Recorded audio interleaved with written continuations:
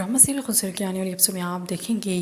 कि अब शाज़मा सबके सामने अपनी सफाई पेश कर रही होती है और कहती हैं कि मैंने इस रिश्ते को बचाने के लिए क्या कुछ नहीं किया। उनका हर जुल्म और ज़्यादती सबसे बर्दाश्त करती रही, लेकिन फिर भी उन्होंने मेरे साथ क्या किया, मुझ पर तलाक का धब्बा लग गया। अब शाज़मा की माँ भी बहुत गुस्से होती हैं कि ज़ीशान ने शाज़मा के साथ ठीक नहीं किया, इसलिए वो ज़ीशान पर गुस्सा हो रही होती है और कहती हैं कि जब मेरी बेटी में इतनी बुराइयाँ थीं तो क्या ज़रूरत थी मेरी बेटी से तुम्हें शादी करने की। अब ज़ीशान भी शाज़मा के बारे में सच सच बता रहा होता है और बताता है कि शाज़मा ने क्या क्या किया है, लेकिन उसकी माँ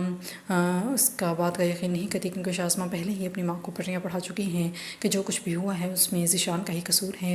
अब दूसरी तरफ शाज़मा की माँ और उसका वालिद बहुत ही ज़्यादा परेशान होते हैं और कहता है कि जिसकी जवान बेटी पर तलाक का धब्बा लग जाए, किसी की तसल्लियाँ कोई काम नहीं देती। और फिर शाज़मा की माँ शाज़मा के पास आती है और कहती हैं कि उसे तो अपने के पर बिल्कुल भी पछतावा नहीं है, वो तो तुम्हारा एक कैब गिनवा रहा है।